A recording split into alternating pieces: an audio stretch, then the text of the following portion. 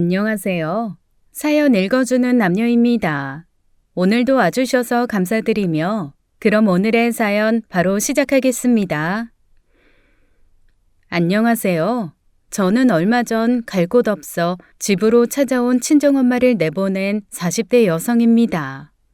그 일이 있고 난 후 얼마 전 친구를 만나 욕먹을 각오로 한 이야기인데 친구가 제 이야기에 공감한다고 하더라고요.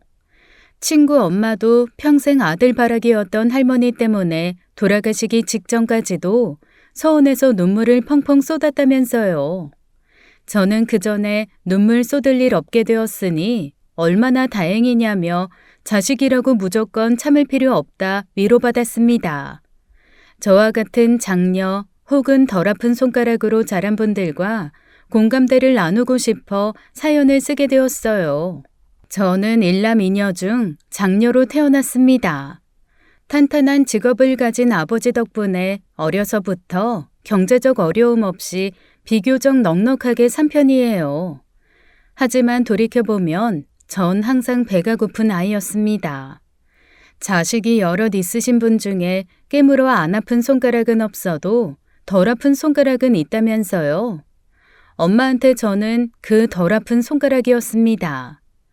첫째로 태어나 친가 외가 할 것 없이 사랑을 듬뿍 받았는데 제가 사랑받는 걸 탐탁치 않게 여긴 건 엄마였어요. 얘는 우리 제덕이를 닮아서 그런가 어린데도 눈빛이 총총하니 나중에 큰 인물 되겠어. 민경이 너 나중에 대통령 해라. 대통령. 대통령이 뭐예요? 우리나라에서 이거요 이거. 너는 뭐가 돼도 될 거다. 잘 받쳐주면 크게 될 애요. 그러니까 민경애미 너도 민경이 잘 키워라. 아유 참 어머님도 뭐가 돼도 태원이가 돼야지 여자애가 돼봤자 뭐가 되겠어요. 세상에 여자 대통령이 어딨다고. 괜히 헛바람 들게 그런 말씀 하지 마세요. 그러다 자꾸 제 동생 무시하고 저만 잘났다고 그러죠. 민경이가 무시하긴 누굴 무시해? 무시하기는 태원이 제가 민경이 무시할 때가 더 많은데. 너 그러는 거 아니다. 부모가 자식들 서열을 잘 잡아줘야지. 그러다 나중에 민경이 태원이도 사이 안 좋아져. 저희 애들은 제가 알아서 해요. 제게 엄지손가락을 내밀며 뭐가 돼도 될 거란 할머니 말에도 엄마는 그냥 넘어가지 않으셨어요. 제 눈에 콩깍지라고 할머니 눈엔 첫 손녀인 제가 그저 예뻐 보여 한 말인데도 엄마는 저를 추켜 세우는 일에는 인색했습니다. 그뿐만이 아니었어요. 우리 민경이 어쩌면 이렇게 예뻐. 아이, 우리 딸 이렇게 애교가 많아서 나중에 누가 데려갈지 벌써 아까워 죽겠네. 나 누가 데려가? 나 아빠랑 살 거야. 나중에 민경이도 어른이 되면 다른 사람이랑 결혼해야지.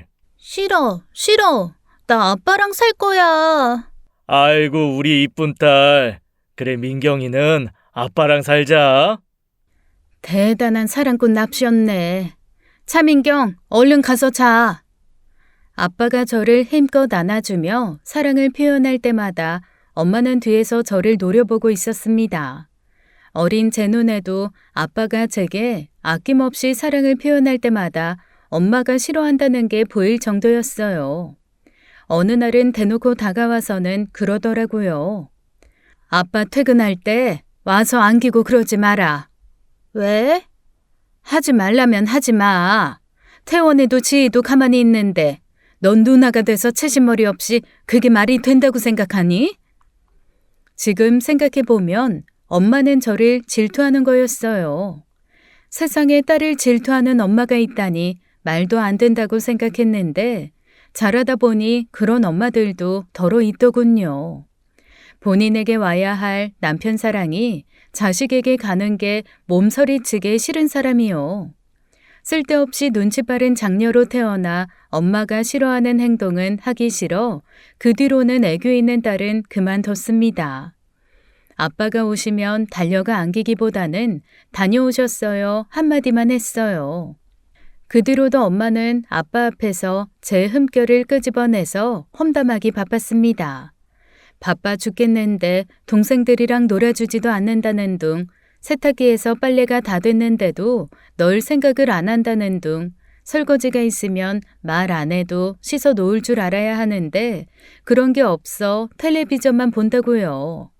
장녀라고 이런저런 책임은 지게 하면서 동생들 앞에서 장녀 대접해준 적은 한 번도 없었어요. 아, 야, 차태원, 왜 거기서 뛰어? 아프잖아. 아씨, 일부러 그런 거 아닌데 왜 때려? 아, 야! 야, 차민경, 동생이 놀다 실수로 밟을 수도 있지. 그거 하나 못 참아서 똑같이 동생을 때려? 아, 한두 번이 아니잖아. 봐, 나 빨개졌다고. 어디 부러졌냐? 부러졌어? 넌 누굴 닮아 그렇게 예민하고 인종머리가 없어? 태원아, 다시는 위험하게 함부로 뛰지 마. 그 한마디면 될걸.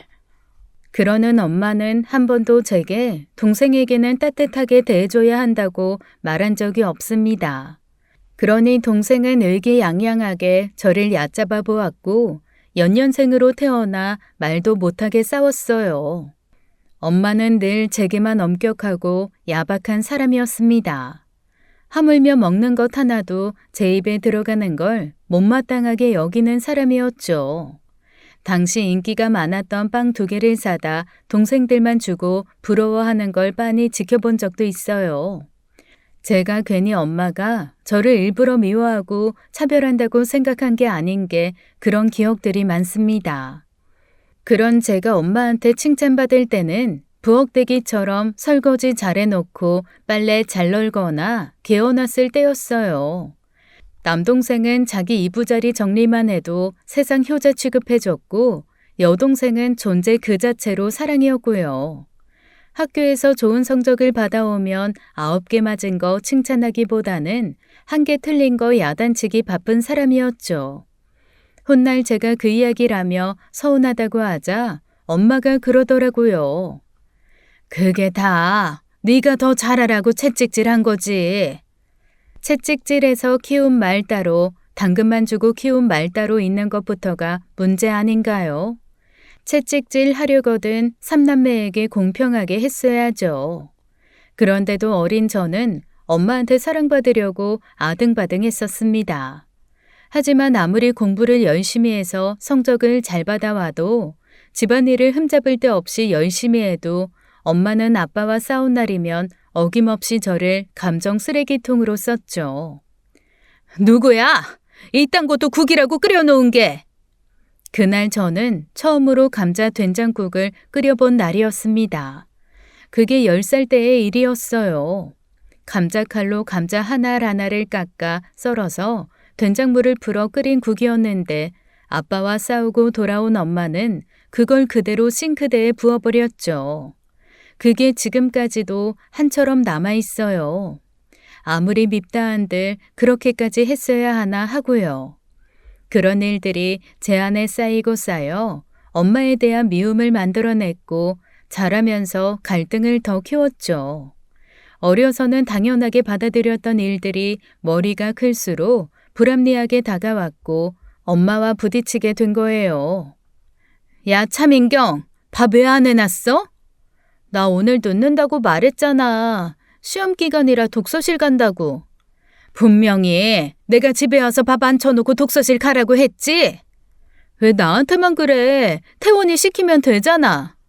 뭐? 이게 어디서 말대답을 따박따박? 너 이번에 시험 100점 안 받아오기만 해봐. 아주 가만 안 둘 거니까. 엄마는 말문이 막히면 꼭 그런 소리를 했습니다. 어쩌기만 해봐라, 가만두지 않겠다, 그런 협박이요. 평소 같으면 속으로 삼켰을 텐데 안 그래도 시험 스트레스가 쌓였던 그날은 참지 못했죠. 어쩔 건데? 뭐? 어쩔 거냐고. 내가 시험 100점 안 받으면 어쩔 거냐고. 너 지금 이게 무슨 말버릇이야? 낳아주고 먹여주고 길러줬으면 말 잘 듣고 효도할 줄 알아야지. 시험 그거 뭐 대단한 점수 받아온다고 이 지랄이야? 아무리 못 받아와도 90점은 받아. 독서실이랑 집이 왕복 40분 거리인데 시켜도 평균 30점 받아오는 차태원 시키는 게 맞지. 나한테 하라고 하는 게 맞아? 누가 낳아달래? 누가 키워달래? 왜 낳아서 나만 구박해, 나만? 나도 다른 집에서 태어났으면 대접받고 살아. 수연이는 집에서 청소기만 돌려도 엄마가 너 때문에 살겠다고 세상 행복해한대. 근데 엄마는 뭐야? 내가 이 집 도우미로 태어났어? 이 집 살아있는 가전제품이야? 왜 나만 보면 맨날 밥해라 빨래해라 왜 난린데? 참, 나 기가 막혀서 진짜. 낳아준 거 생색내고 싶어? 낳아놨다고 뭐 대단한 일 해준 것 같아? 그럼 죽여. 그럼 다시 죽이면 되겠네. 다시 죽여. 누가 살고 싶대? 그냥 죽여 그럼. 지금 생각하면 어렸을 때부터 쌓이고 쌓인 마음이 이성을 무너뜨린 것이었어요. 다 자란 지금 생각하면 그게 우울증의 한 증상이었던 건데 그 시절의 제 행동은 그저 버르장머리 없고 싸가지 없는 행동일 뿐이었죠. 하지만 그게 효과가 있기는 했습니다. 눈이 뒤집힌 채 엄마한테 달려들어 죽이라고 한 뒤로 엄마가 제 눈치를 보긴 했거든요. 저게 어떻게 나오나 눈치나 봤지 진심 어린 사과 한마디 한 적은 없습니다. 눈치 보면서도 제 밥은 툭툭 놓고 째려보는 일이 사라진 것도 아니었고요. 그때 저는 결심했어요. 어떻게든 성공해서 엄마한테 똑같이 되갚아 주겠다고요.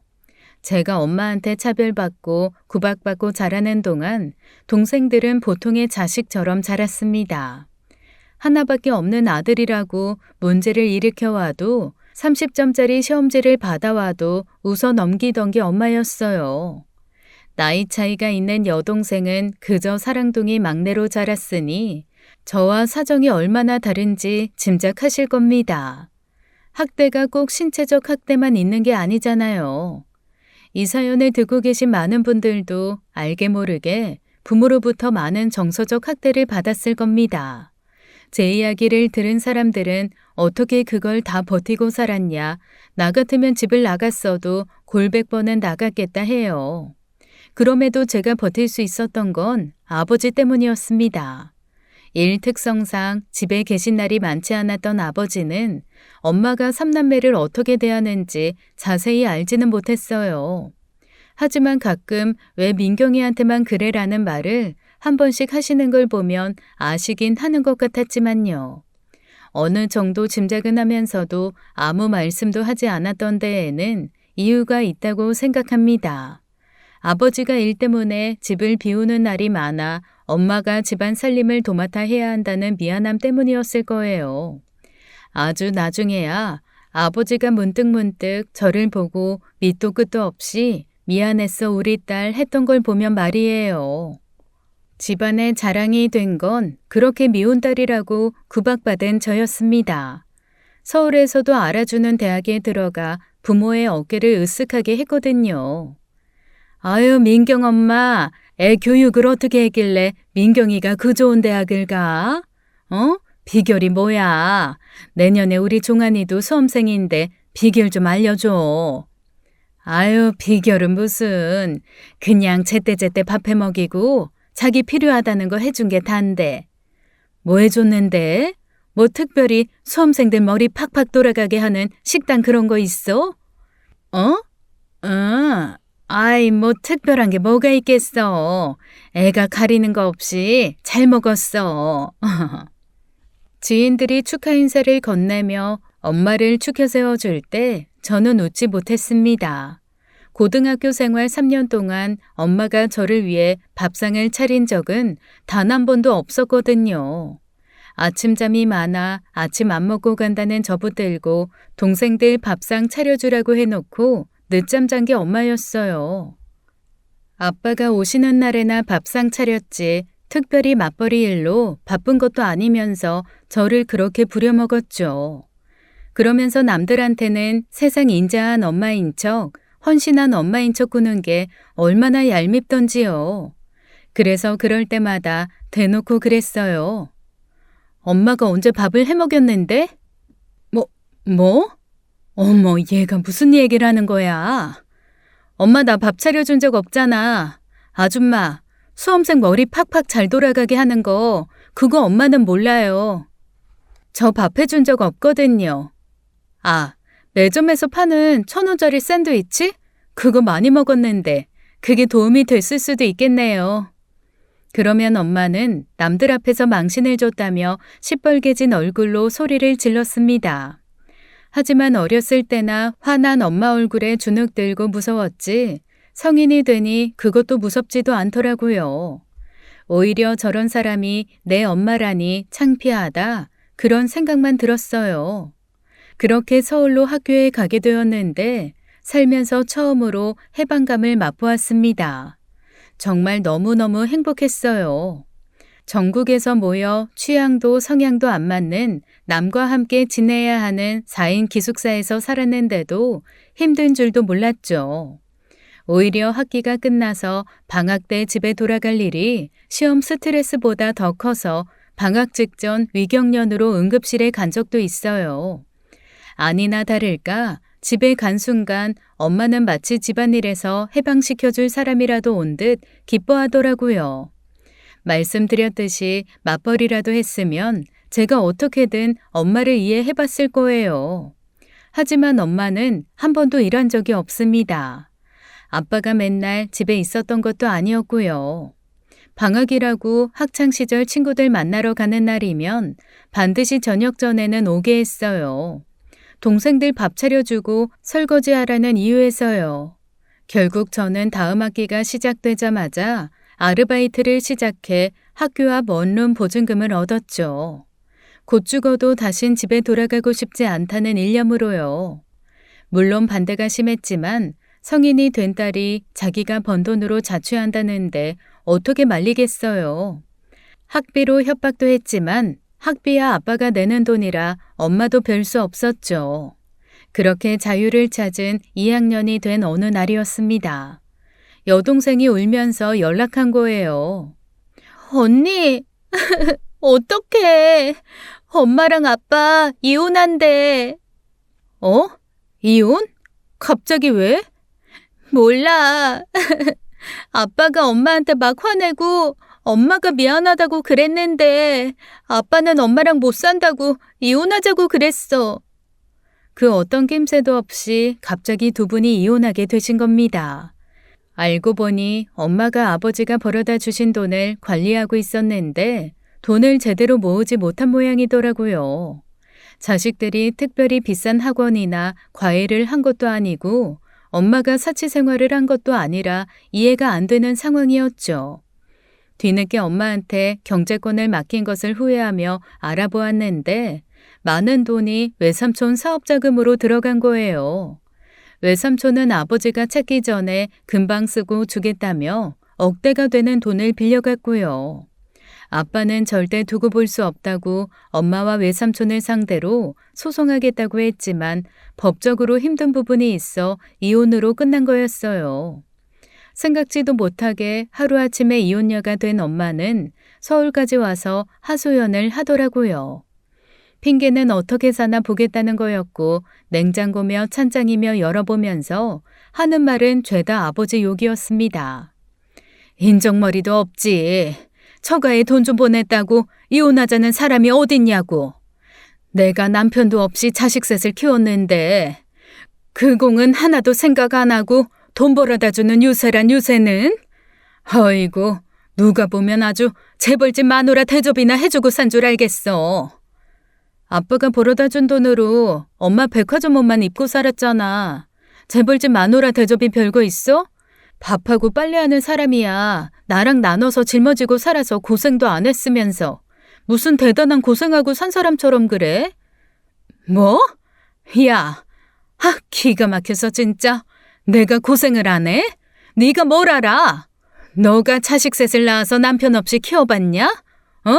뭘 한다고 짓거리는 거야? 아빠가 뭐 1년 365일 나가 살았어? 기껏해야 한 달로 치면 절반이야. 밖에서 우리 삼남매 부족함 없이 키울 수 있게 돈 벌어다 준 아빠 공은 생각도 안 하면서 엄마는 왜 아빠한테 그렇게 불만이 많아? 엄마도 아빠 안 들어오니까 편해서 좋다며. 밥 차리는 거 신경 안 써도 돼서 좋다고 애들 밥상 차리는 거 다 나한테 맡겼잖아. 아이고, 누가 보면 대단한 집안이라고 산 것처럼. 여기서 더 얼마나 해야 하는데? 방학 되면 나 하루도 빠짐없이 밥 차리고 집안일 했어. 기억 안 나? 나는 심지어 일기장에도 써놨는데? 엄마는 제 말에 기가 막히다는 듯 또 말문이 막힌 표정으로 쳐다봤죠. 그러면서 혀만 차다 돌아갔어요. 저는 더는 엄마의 감정 쓰레기통이 될 생각이 없었습니다. 부모가 자식을 귀하게 여겨야 자식도 밖에서 귀한 대접을 받아요. 그런데 주 양육자였던 엄마한테 항상 구박받았던 저는 저도 모르게 남들 앞에서 눈치만 보고 있더라고요. 더 넓은 세상에 나갈수록 제가 스스로 변해야 한다는 생각을 하게 됐고, 그래서 더는 당하고만 있지 않겠다고 결심했죠. 아버지는 이혼 후 제가 있는 서울에 와서 원룸을 얻어 사셨습니다. 어차피 집에 들어오는 날이 많지 않아 투룸 얻어 같이 살자고 하셨지만 이래저래 불편함이 많을 것 같아 제가 거절했어요. 대신 아버지가 집을 비운 날이면 가서 청소도 해놓고 아버지가 오신다고 하면 냉장고를 대신 채워드렸죠. 그러던 어느 날 아버지가 어떻게 하고 사는지 보겠다며 엄마가 아버지 집에 온 적이 있어요. 그런데 생각보다 집도 깔끔하고 잘해 먹고 사는 걸 보고 당황한 것 같더라고요. 아버지는 혼자 살아본 적도 없고 밥해 먹을 줄도 모르는 사람이었어요. 그러니 머지않아 자기 잘못을 뉘우치고 돌아올 거라고 재결합을 기대하고 있던 엄마였습니다. 뭐야? 이 반찬들은 어디서 났어? 당신 벌써 여자 생겼어? 내가 여자 만날 시간이 어딨냐? 다 민경이가 챙겨다 해준 거지. 뭐? 야, 차민경, 그게 사실이야? 아빠 오신다고 하면 날짜 맞춰서 반찬 가게 들러서 채워놓고 그래. 엄마는 제 대답에 불만스럽게 저를 노려보더군요. 그리고 방 구석구석을 살피며 흠이라도 잡을 것처럼 샅샅이 보더니 제게 그러는 거예요. 원흉이 여기 있었네. 뭐? 이혼한 지부모 재결합 막았던 그 원흉이 여기 있었다고. 야, 차민경, 너는 딸이 됐으면 부모가 재결합하게 밀어주지는 못할 망정 뒤에서 네 아빠를 돕고 있냐? 뭐? 그게 무슨 말이야? 지금 너네 아빠랑 내가 재결합 못하는 게 다 너 때문이잖아. 그건 또 무슨 말도 안 되는 소리야. 왜 가만히 있는 민경이를 탓해? 잘못은 당신이 해놓고 내가 당신이랑 재결합을 왜 해? 나 몰래 처가에 돈이나 퍼다주는 당신을 뭐하러? 도움 필요한 처남 좀 도와준 게 그렇게 죽을 죄를 진 거야? 당신 내 동생 시집 갈 때 1,000만 원 해달라고 한 거 그때 생각 못해? 애가 셋인데 들어갈 돈도 많은데 1,000이 어디서 나냐? 고모는 생각 없이 오빠한테 맡겨놓은 돈 달라는 것처럼 그러는 거 아니다. 내 식구들한테는 그렇게 매정하게 굴었으면서 뭐? 1억 5천? 내가 두 남매 감방에 쳐넣지 않은 것만으로도 다행으로 알아. 내가 뭐 같은 법만 아니었어도 진짜. 그거야 경우가 다르지. 다르긴 뭐가 달라. 내가 평생 내 새끼들 옆에 끼고 못 살고 밖으로 나가 일해 얻은 결과가 고작 이거냐? 처남 그 쓰레기 같은 사업에 피 같은 돈 꼬라박은 거. 재결합? 웃기지 마. 내가 뭐가 아쉬워 당신 같은 사람이랑 재결합을 해. 그나마 애들 엄마라 이 정도로 연락하고 산 건데 안 되겠네. 당신 연락도 하지 말고 찾아오지도 마. 엄마는 불같이 화내는 아빠 말에 꿀먹은 벙어리가 되었습니다. 절대 재결합할 생각 없으니 꿈도 꾸지 말라며 내쫓긴 뒤 엄마는 제게 원망의 문자를 보냈어요. 자식이 해야 할 도리가 있어. 부모가 싸우면 그 사이에서 현명하게 대처하는 게 자식의 역할이다. 그런데 넌 그 사이에서 제대로 된 자식 역할은 하지도 않고 오히려 기름을 얹었으니 너무 실망스럽구나.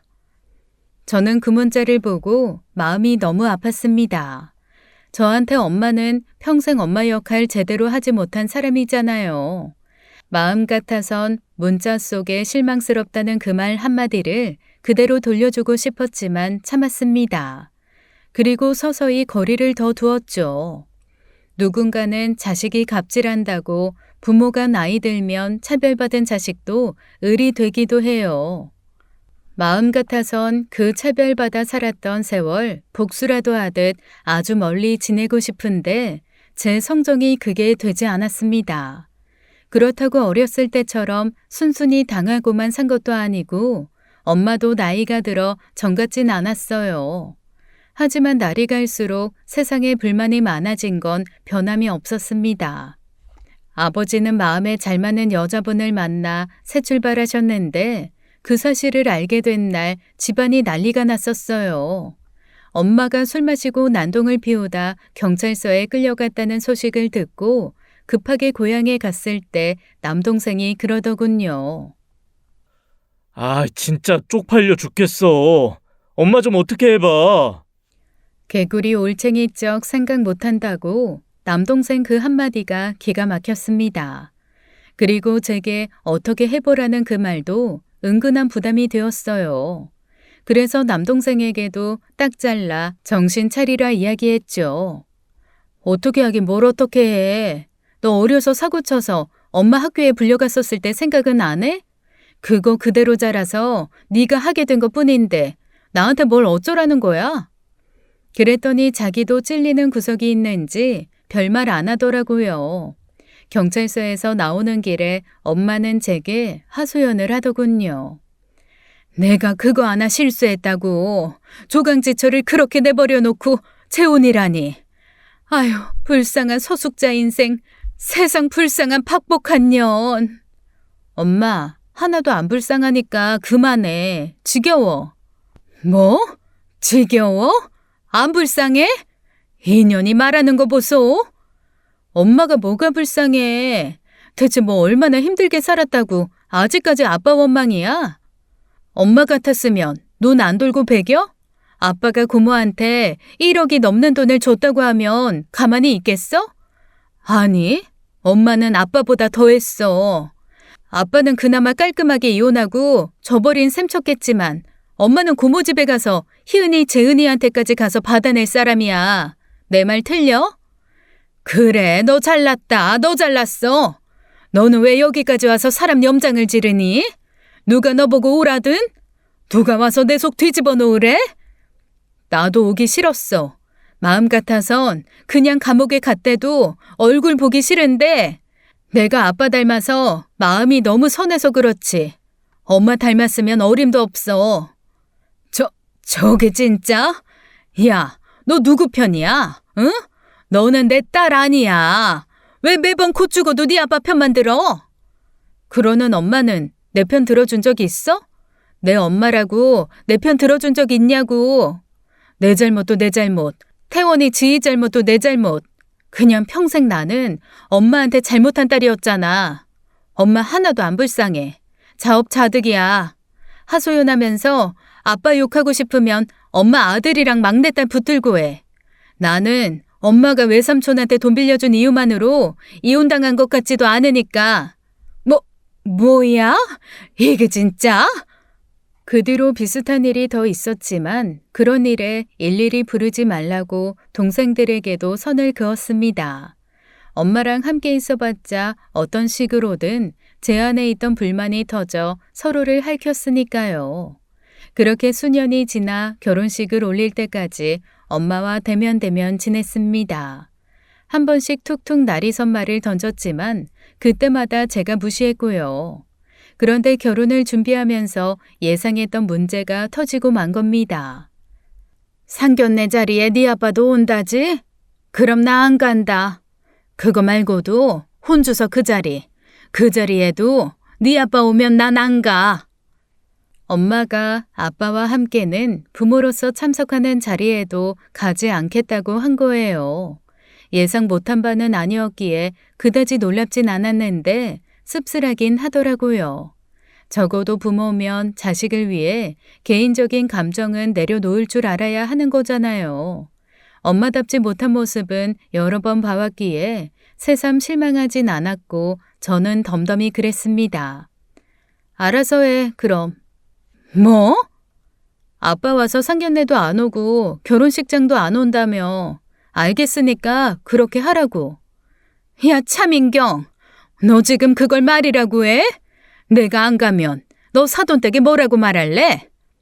그러는 엄마는 뭐라고 말할 거라고 생각하고 안 간다고 한 건데? 뭘 바라고 하는 말이야? 그래서 아빠 보고 오지 말라고 그 소리 하길 바래서 하는 말이야? 됐어. 둘 중 하나만 와야 되는 거면 나는 아빠 데리고 가지 엄마 데리고 안 가. 뭐? 이게 진짜? 너는 어떻게 번번이 힘들게 낳아준 네 엄마는 나 몰라라 하고 네 아빠만 챙기냐? 네 아빠만 불쌍하지 아주. 너한테 나는 안중에도 없지? 피차 일반. 키우면서 나는 안중에도 없는 사람처럼 키워놓고 왜 이제 와서 낳아준 은혜 운운하며 사람 피곤하게 해? 안 온다며. 그래서 오지 말라고 한 건데 뭐 어쩌라는 거야? 너 무시당해. 버젓이 살아있는 부모가 결혼식장에도 안 올 정도면 큰 하자라고 생각한다고. 그게 다 시집살이의 시작인 거야. 너 그거 생각하면 나 이렇게 대하면 안 되지. 그걸 안 해? 뭐? 그걸 아는 사람이 그걸로 협박을 다하네? 됐어. 그걸로 무시할 정도로 엄마같이 수준 낮으신 분들도 아니니까. 뭐 수준이 낮아? 너네 시댁에서도 너 이러는 거 아니? 낳아준 치엄마도 하대하는데 시어른들이라고 잘못일까? 말했잖아. 시댁 어른들 다 엄마같이 수준 낮고 피곤한 사람들 아니니까 걱정하지 마. 난 나대로 알아서 아빠 모시고 결혼할 거니까 그런 줄 알아. 야, 내가 그걸 그냥 보고만 있을 것 같아? 내가 가만히 있을 줄 아냐고. 내가 가서 결혼식장 깽판 놓을 거야. 아주 난장판 만들어 놓을 거라고. 저는 그러거나 말거나 아랑곳하지 않고 집을 나왔어요. 부모만 자식 놓는 게 그렇게 힘든 일이 아니죠. 자식도 아무리 못난 부모여도 놓기 힘들어요. 차라리 대놓고 신체적 학대라도 받았으면 남들 눈치 안 보고 멀리하고 살 텐데 그게 아니니 애매하기도 했고요. 남들이 대신 살아주지도 않는 인생 내가 알아서 살면 그만인데도 그렇게 남들 눈치 보게 되더라고요. 진짜로 와서 깽판 치면 어쩌나 그런 생각도 했었지만 이판사판 그러면 남들 눈치 안 보고 의절할 수 있겠다 그런 생각도 했었습니다. 불행인지 다행인지 그런 일은 일어나지 않았어요. 여동생이 엄마를 설득해 결혼식장엔 참석을 시켰거든요. 하지만 그게 끝이 아니었습니다. 제 남편에게 장모 노릇하겠다고 시도 때도 없이 연락해 쓸데없는 말을 하는 거예요. 그것도 바쁜 사람 붙들고 하는 말이 전부 은근히 제 욕을 하는 것이었습니다. 어렸을 때 지긋지긋하게 듣던 방식이었어요. 친척들이나 지인들 앞에서 저를 깎아내리면서 자기가 얼마나 힘들고 고달픈지 호소하는 거예요. 글쎄요. 저도 장모님이랑 민경이 사정은 잘 모르니 섣불리 뭐라고 하긴 좀 그렇네요. 장모님이 서운해하는 만큼 민경이도 서운한 게 있지 않을까요? 일이네. 여보세요? 엄마, 호석 씨가 그렇게 한가한 사람인 줄 알아? 왜 허구한 날 전화해서 사람 귀찮게 굴어? 누가 엄마 사정 듣고 싶대? 내가 너한테 전화했냐?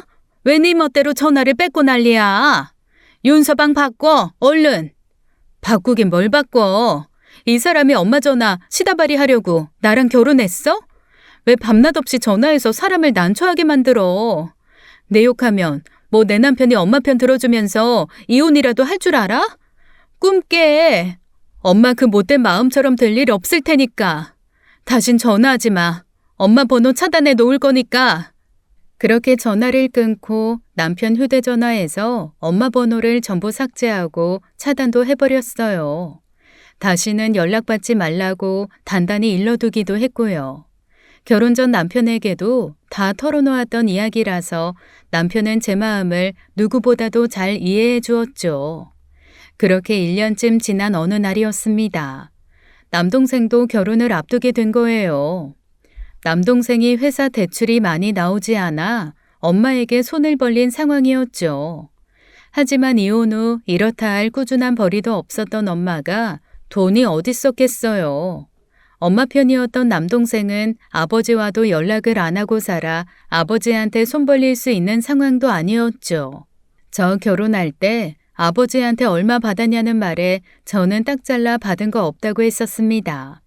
안 해주신 건 아니지만 엄마가 그 사실을 알고 엄마가 남동생 결혼에 얼마나 뜯어낼지 훤히 보였거든요. 안 그래도 남동생 결혼한다고 연락하신 모양인데 아버지가 딱 잘라 말한 모양이더라고요.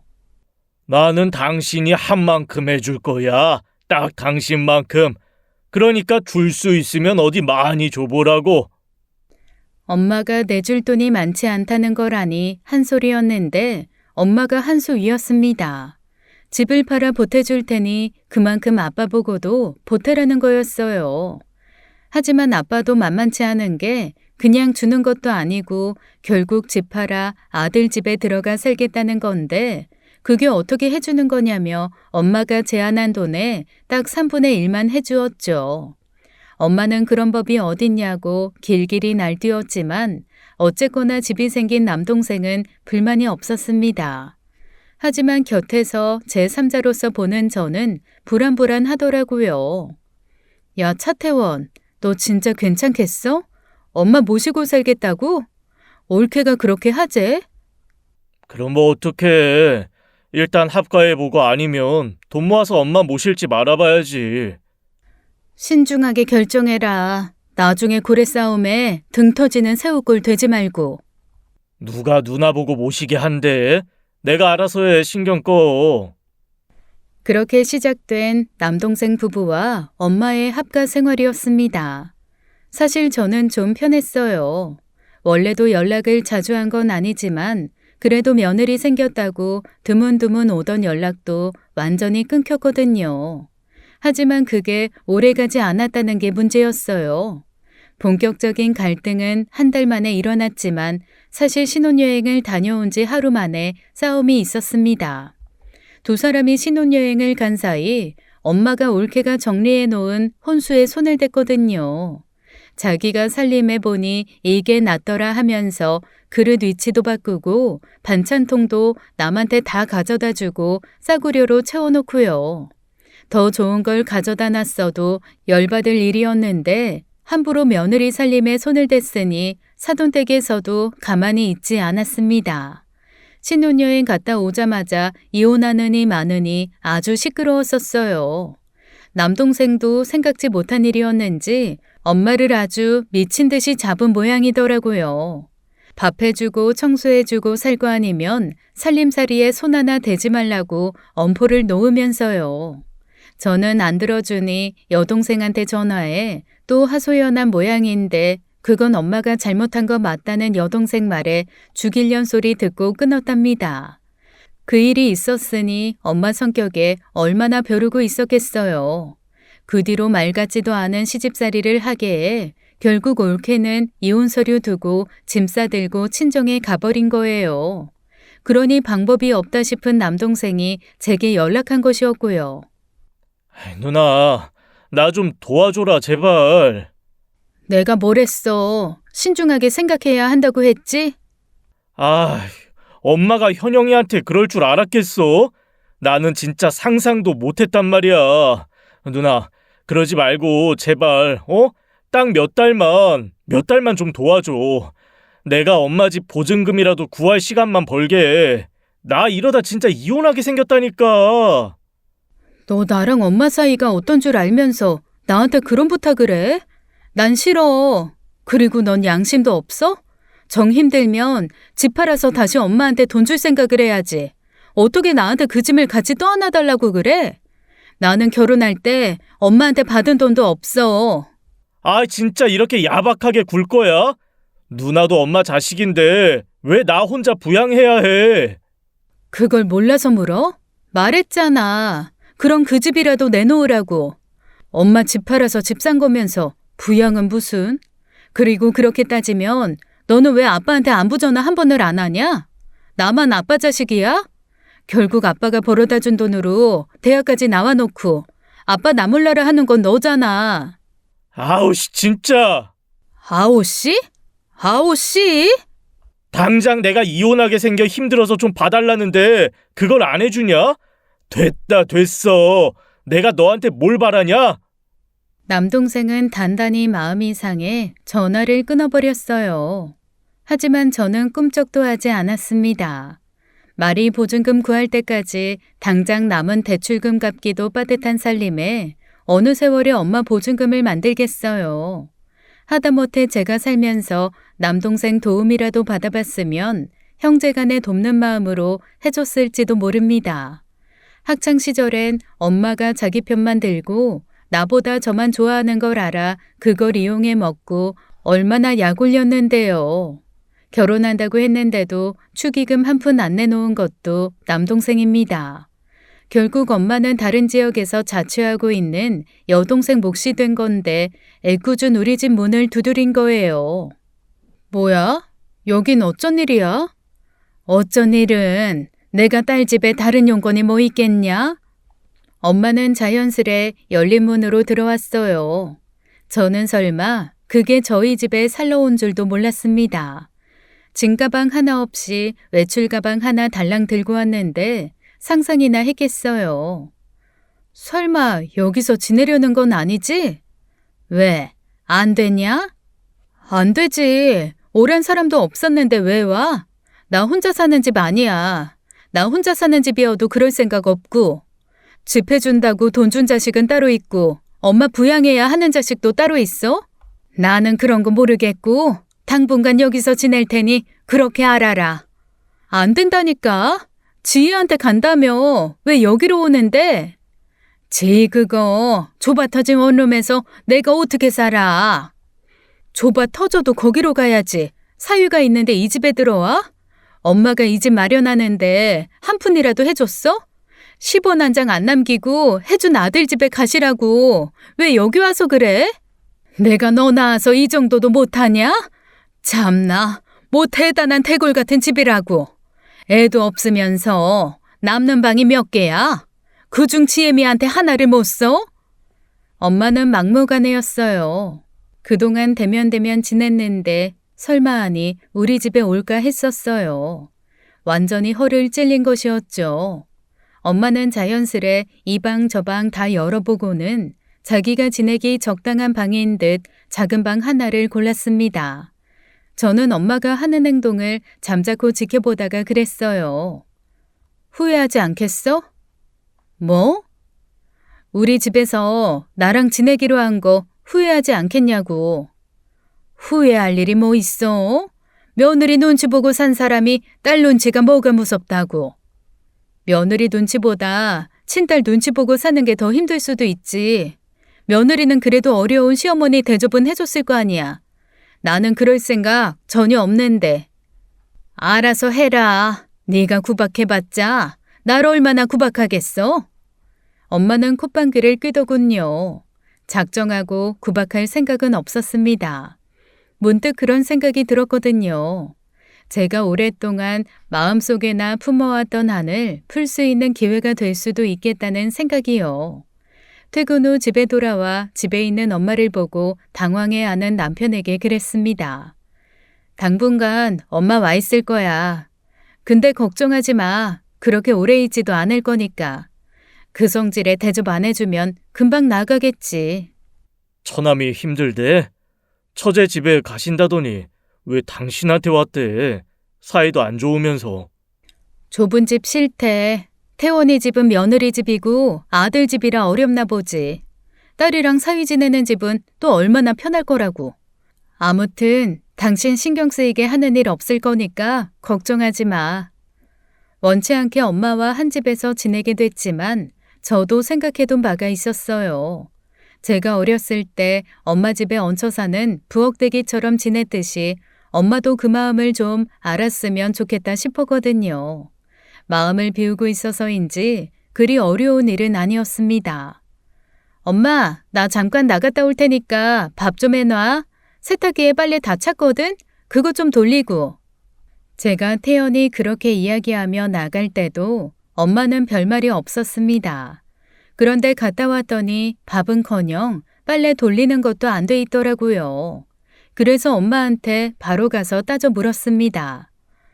엄마, 밥 좀 해두라고 했잖아. 쌀도 안 씻었어? 야, 내가 너네 밥 해주러 왔냐? 이게 어디서 감히? 일찍 들어와 밥 차려놓지는 못할 망정. 그걸 늙은 애미를 시켜? 초등학생도 하는 일을 왜 못하는데? 엄마 나이가 얼마나 됐다고 그걸 못해. 아, 진짜. 곧 그 사람 퇴근할 텐데 언제 밥을 해? 아, 엄마가 집에서 하는 일이 뭐야? 밥이라도 제대로 해놔야 사위 눈치 안 보지. 엄마 때문에 나까지 눈치 보고 살아야 돼? 뭐야? 내가 사위 눈치를 왜? 엄마, 정신 차려. 여기 엄마 집 아니고 내 집이야. 그러면 엄마도 최소한 밥벌이는 해야 하지 않겠어? 엄마가 그랬잖아. 밥벌이를 해야 밥을 먹을 수 있다고. 내가 초등학생일 때부터 그렇게 교육했으면서 그걸 잊었어? 아, 참나. 그래서 내가 밥벌이 안 하면 밥도 안 주겠다 이거냐? 너 지금 나한테 복수한다 이거야? 복수라니 무슨 말을 그렇게 해. 우리 집만의 룰이 있잖아, 룰. 아, 진짜. 앞으로는 주의 좀 해. 일일이 말을 해야 알아? 엄마는 제 말이 기가 막히다는 듯 몇 번이나 헛웃음을 쳤습니다. 별거 아니지만 그거 좀 했다고 살짝 후련하더라고요. 밥벌이를 안 하면 밥 안 주겠다고 한 건 제가 초등학교 3학년 때 실제 들었던 말이었어요. 그날도 아빠와 전화 통화 후 기분이 한껏 나쁜 상황에서 제가 잘못 걸려든 것이었죠. 엄마가 걸레질 해두라는 걸 하지 않았다고 들은 소리였고요. 실제로 그날 저만 밥을 주지 않아서 밤중에 몰래 나와 김치만 꺼내 먹었던 기억이 있습니다. 그걸 떠올리니 내가 좀 심했나 싶다가도 마음을 고쳐먹게 되더라고요. 어느 날은 제주도에 사는 시어머니께 연락을 드렸었어요. 시아버지께서 은퇴 후 고향인 제주도로 내려가셔서 작은 감귤밭을 하시는데 저희 집으로 귤을 보내주셨거든요. 어찌나 귤이 달콤새콤한지 감사한 마음에 연락을 드렸어요. 일부러 바쁜 척 엄마 들으라고 스피커폰으로 눌러놓고 주방을 바쁘게 오가는 척 했습니다. 어머니, 무슨 귤을 이렇게 많이 보내주셨어요. 저 태어나서 이렇게 맛있는 귤 먹어본 적이 없어요. 아이고, 민경이 비행기 태워주는 솜씨 보면 아주 우주까지 날아가겠어. 네 시아버지 옆에서 듣고 뿌듯해 하신다. 네 입에 맞다니 다행이야. 어머니 덕분에 철마다 맛있는 귤 먹고 제가 복이 많나 봐요. 우리가 복이 많아 너 같은 며느리 얻었지 무슨. 그래, 별일 없지? 별일 없죠. 어머님 아버님도 별일 없으시죠? 없다. 아주 요즘 같으면 100살까지도 살겠다 싶어. 민경아, 항상 마음 편하게 먹고 행복해야 한다. 나는 그저 너 웃는 얼굴이 그렇게 좋더라. 난 바라는 거 없어. 그저 우리 민경이 그렇게 환하게 웃을 일만 있길 항상 기도해. 알지? 네, 어머니, 감사해요. 평생 엄마한테도 듣지 못했던 말을 시어머니께 듣게 되면서 저는 어머니의 따뜻한 정이라는 걸 시어머니께 느끼게 되었습니다. 그래서 엄마도 느끼는 바가 있었으면 좋겠다 싶었어요. 당신이 그렇게 천대하고 구박하기 바빴던 큰딸도 누군가에게 정말 소중한 사랑을 받을 수 있다는 것을요. 그리고 당신이 그렇게 해주지 못했음을 후회하길 바라기도 했습니다. 하지만 전화를 끊자 엄마는 코웃음을 치며 혼잣말하듯 그러시더군요. 가식적이기는. 뭐? 너 웃는 것 말고는 바라는 게 없다니 그렇게 가식적인 말이 어딨냐? 순진하게 너 그 말 고지고대로 믿고 네 시어매한테 충성하는 건 아니지? 가식적인 말이라도 이런 말 해주시면 충성해야지.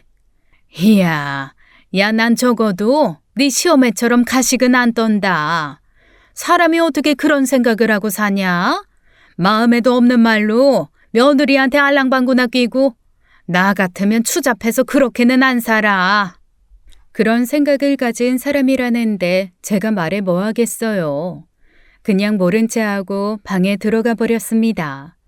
귤 보내주신 게 너무 감사해 다음날 백화점에 가서 어머니 선글라스 하나를 샀어요. 지난 여름 선글라스 하나 필요하다고 하셨던 게 생각나 올 여름부터 쓰시라고요. 근데 엄마가 그걸 함부로 열어보고 끼고 있는 거예요. 아, 그걸 왜 손대? 엄마? 얘, 뭐 껴본다고 달기라도 하니? 내가 어머님 드리려고 마음 써서 준비한 선물을 왜 엄마가 멋대로 열어보냐고. 어이구, 아주 충성 며느리구만.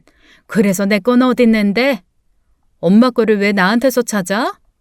뭐야, 그럼 백화점까지 가서 네 시어머니 거나 사고 내 건 안 샀다는 거야? 선글라스 필요하면 태원이한테 가서 사달라고 해. 태원이나 지희나 엄마가 애지중지 키운 자식들이 둘이나 되는데 구박해 1,000원 한 장 가져가는 게 아깝다던 딸한테 왜 사달래? 뭐? 내가 언제 그랬어? 내가 언제 1,000원 한 장이 아깝다고 했어? 그랬잖아. 중학교 때부터 왜 그렇게 미운지 모르겠다고. 1,000원이 뭐냐고. 100원 하나 민경이 저게 돈 쓰고 좋아 죽는 얼굴 보면 그게 그렇게 얄밉고 분이 나더라고. 내가 언제? 성원이 이모랑 홍경이 이모 앞에서 그랬잖아. 뭐 그 이모들 앞에서만 그랬나? 엄마가 나 이유 없이 구박하고 미워했던 거 모르는 사람도 있어?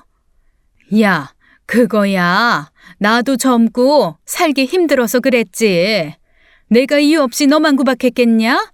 너가 내 말도 안 듣고. 나같이 엄마 말 잘 듣는 사람이 어딨어? 태원이 그건 학교에서 온갖 사고 치고 와도 내 아들이라고 감싸놓고 나는 뭐 설거지 안 해서? 밥 안 해놔서? 그래서 내가 미웠다고? 너는 첫째잖아. 첫째들은 원래 자기 엄마한테 그런 존재인 거야. 밉기도 하고 의지가 되기도 하고 그렇게 키우는 거라고. 누구 허락받고? 대체 누구 허락받고 나를 첫째로 낳아서 엄마 감정 쓰레기통으로 키운 건데 엄마가 그렇게 자랐다고 나까지 그렇게 자랐어야 해? 유나는 다 그렇게 자랐어, 다. 나도 첫째라고 네 외할머니 구박 얼마나 받고 자랐는지 알아? 그래서 엄마는 외할머니 안 미웠어? 죽기 전에 안아주고 싶을 만큼 그래도 좋았어? 순간 엄마는 멈칫했습니다. 아니었을 거예요. 엄마, 외할머니가 돌아가시기 전까지 원망만 했으니까요. 돌아가실 때 눈물이 안 나 남들 보기 부끄럽다고 가짜 울음 쥐어짜느라 힘들어 죽겠다고 했던 게 여전히 생각이 납니다. 엄마는 그제야 알았을 거예요. 엄마가 저한테 어떤 존재인지 앞으로도 절대 엄마 때문에 진심 어린 눈물 흘려줄 사람이 아니라는 것을요. 저는 짜증스럽게 엄마 손에서 빼앗은 선글라스를 가지고 안방으로 들어와 버렸습니다. 그 뒤로 엄마가 조금씩 바뀌기 시작했어요. 말하지 않아도 밥도 하고 빨래도 해놓더군요. 근데 저는 왜 그게 고맙거나 감격스럽지 않았을까요? 그냥 짜증이 나더라고요. 아, 진짜 밥이 질잖아. 우리 집에서 진밥 먹는 거 엄마밖에 더 있어? 엄마 때문에 나랑 그 사람까지 진밥 먹어야 돼? 그냥 좀 먹어라. 진밥이면 어떻고 꼬들밥이면 어떻다고. 진밥 꼬들밥 상관없으면 꼬들밥을 해. 왜 싫다는 진밥해서 사람 짜증나게 해? 아유, 진짜 해줘도 지랄이야 너는. 불만 있어? 먹여주고 재워주고 있는데 엄마는 왜 그렇게 불만이 많아? 배가 불렀나 봐. 엄마는 저를 죽일 듯이 노려보더라고요. 사람이면 그게 제게 했던 말이라는 걸 알았을 겁니다. 한두 번 했어야 기억도 안 나겠죠. 그러더니 갑자기 체념한 듯 그러더라고요. 그래, 미안하다. 됐냐? 네 아빠도 없이 그냥 모든 게 짜증이 나는데 한풀이 할 데가 없어서 너한테 했어. 그게 나쁜 거라고 생각하지도 않았어. 네 할머니가 나한테 그랬으니까. 원래 큰딸은 다 그렇게 크는 거였다. 엄마한테 화풀이 당하고도 엄마 일 도와주고 그게 네가 할 일이야. 난 그런 거 할 생각 없어. 알았어. 알았다고. 그러니까 이제 그만 좀 해라. 그게 언제적 일인데 아직까지도 기억도 안 나는 일을 들먹이면서 사람 괴롭힐 셈이야? 지긋지긋하나 보네. 고작 2주밖에 안 지났는데. 나는 엄마랑 살았던 20년이 지옥 같았는데 고작 2주로? 참. 지옥은 또 무슨 지옥? 내가 그래서 너 안 해주고 못 해준 건 또 뭐 있어? 달라는 용돈도 줘, 대학도 보내줘. 내가 다 해줬잖아. 정확히 말하면 아빠가 해준 거지. 엄마는 아빠가 돈도 못 벌어오는 능력 없는 사람이었으면 나 같은 거엔 10원 한 장도 안 썼을 거야. 어디다 팔아 넘기고 돈이나 받았겠지. 야, 차민경. 너는 나를 알기를 무슨 괴물로 아냐? 그래도 네가 딸인데 내가 갖다 팔길 어딜 팔어? 엄마면 충분히 그럴 수 있는 사람이라는 걸 엄마만 모르나 보네. 됐어. 엄마한테 사과받고 싶은 생각 없으니까. 알았다, 알았어. 내가 잘못했다. 응? 내가 뭘 어떻게 하면 되겠어? 뭐 무릎이라도 꿇고 빌어? 응? 됐다고. 엄마한테 사과 바란 거 아니라니까? 저는 그 자리가 불편해 피해버렸습니다. 엄마한테 사과받고 싶지 않다고 한 건 진심이었어요. 엄마한테 갖은 차별로 서러웠던 세월이 30년이 훌쩍인데 어떻게 그 말 한마디로 보상이 되겠어요. 그것도 오갈 곳 없는 처지가 되어서야 어거지로 한 사과가요. 그 뒤로도 제가 차갑게 대하자 결국 엄마는 눈물을 흘리더라고요. 나는 이제 있을 곳이 없는데 네가 이러면 나는 어쩌냐. 응? 나 한 번만 좀 봐주라. 응? 민경아. 누가 잊지 말라고 했어? 있어. 지내고 싶을 때까지 있으라고. 민경아. 어떻게 해야 네 마음이 풀리겠어? 응? 그럼 태원이한테 돈 달라 그래서 엄마 집 찾아서 돌아가. 이렇게 살다간 결국 철륜 끊고 남보다 못하게 살 것 같은데 내가 엄마한테 해줄 수 있는 건 딱 거기까지야. 그래도 부모 자식이라고 얼굴 보여주고 사는 거 그거 딱 하나. 나한테 호강 받을 생각도 내 덕에 부귀영화 누릴 생각도 하지 마. 엄마 아빠 둘 중 하나 모셔야 하면 난 1초의 고민도 없이 아빠니까. 아니 그래도 네가 어떻게 그래. 딸인데. 내가 낳은 딸인데. 넌 나 없으면 태어나지도 못했는데. 엄마에게는 그 어떤 마음도 동하지 않았습니다. 저 스스로도 당황스러울 정도로 엄마란 사람에게 연민마저도 느껴지지 않더라고요. 결국 엄마는 제 발로 나갔어요. 갈 곳이 없으니 남동생에게 가서 집 살 때 보태준 돈을 달라고 한 모양인지 남동생이 격분해 연락했더라고요. 아, 진짜 누나 너무한 거 아니야? 그렇다고 엄마를 내보내? 왜? 네가 내보낸 건 정당하고 내가 가라고 한 건 불효냐? 뻔뻔한 자식. 야, 나는 몰라도 너는 엄마한테 그러면 안 되지. 나 대신 귀한 자식 대접 받고 살았으면 최소한의 인간된 도리라도 있어야 하는 거 아니야? 그래서 한댔잖아. 기다려달라고 했잖아. 근데 어떻게 한 달을 못 있게 하냐? 내가 나가랬냐? 엄마가 나간 거야. 너 잔말 말고 이번 달 내로 엄마 돈 주고 집 다시 마련해드려. 받은 만큼 부양해. 내가 딸로서 모시진 못해도 부양 의무 소송까지는 도울 수 있으니까. 괜히 형제간에 얼굴 붉히는 일은 만들지 말자. 응? 귀한 아들 이혼시키고 싶지 않을 텐데 곧 죽어도 원룸 자취하는 막내한테 안 간 걸 보면 둘 중 하나였어요. 정말 불편해서 원룸은 싫었다거나 아들과 막내 중 막내가 더 귀했다거나요. 결국 남동생은 급하게 평수를 줄여 구축 아파트로 이사가고 엄마에게 받은 돈을 돌려주게 되었습니다. 그 뒤로 따로 연락을 하지도 엄마에게 연락이 오지도 않고 있어요. 모르는 사람들은 그래도 부모라고 나중에 땅을 치고 후회 말라지만 그건 제 인생을 살아보지 않은 사람들의 말이죠. 제 정신건강을 위해 그런 사람들의 말은 귀담아 듣지도 않아요. 미운 부모 그래도 부모라고 계속 품고 살면 내 속만 골아 터지는 거예요. 천륜이라고 해서 다는 아닙니다. 태어나게 해줬다고 해서 제대로 사랑으로 키우지도 않고 바라기만 하는 거 정말 양심 없는 짓이에요. 자식 낳아 키우는 게 얼마나 무섭고 힘든 일인지 모르는 사람이기에 가능한 일이겠죠.